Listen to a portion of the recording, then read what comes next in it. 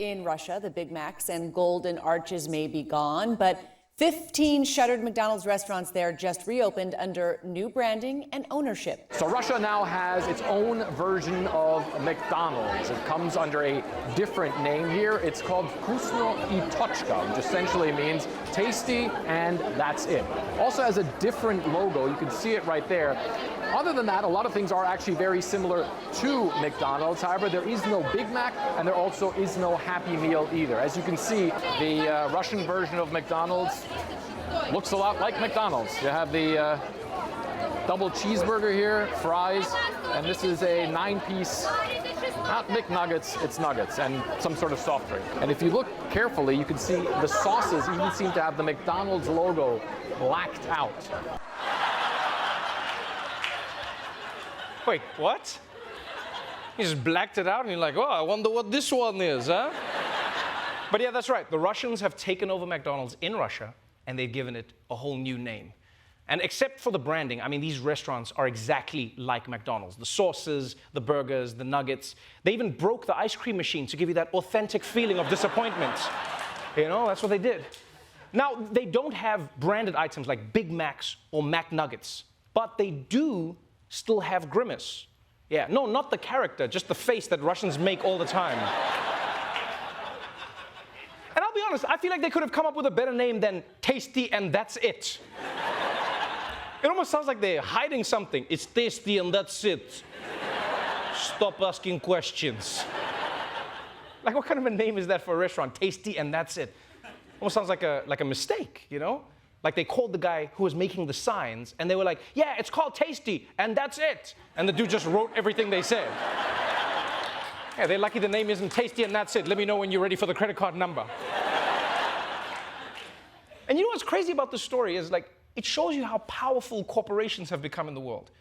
Like, think about it. Russia has no problem breaking international law, committing war crimes, and defying the United Nations. But they draw the line at violating licensing rights? That's where they won't go too far. They're like, comrades, you don't want to mess with Ronald Clown. Very dangerous. I heard one time he took enemy into ball pit, was never seen again, huh? Yeah, ba-da-ba-ba-ba, he was not loving it. Not loving it. But let's move on. From the Russian takeover of Ukraine to the technology that could take over the entire world. I'm talking about artificial intelligence. It's the thing scientists are working on so that one day our computers won't just know what kind of porn we want to watch. They'll also be able to judge us for it. And AI has come a long way in the past few years, but now an engineer at Google is saying that AI has come a lot further than we think.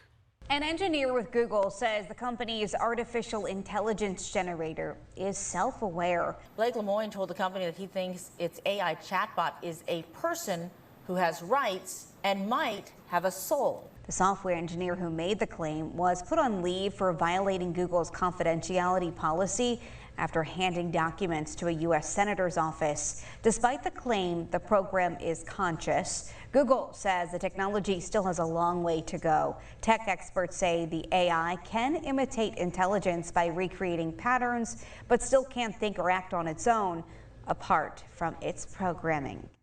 Okay, I don't work at Google, and I'm not a computer scientist, but I have watched a lot of movies.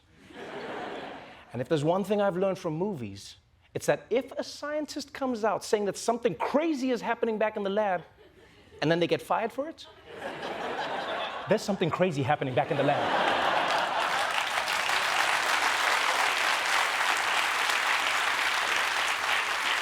Because yeah, apparently Google has an AI that can hold a conversation that is impossible to distinguish from a human. Yeah, although to be honest, I'm not sure that responding to questions is really the best way to tell if AI has become a real person. Like, you know when I'll be convinced? Is when it stops responding for weeks and then only gets back in touch with you when it needs a favor. Yeah, then I'll know it's human. It has learned.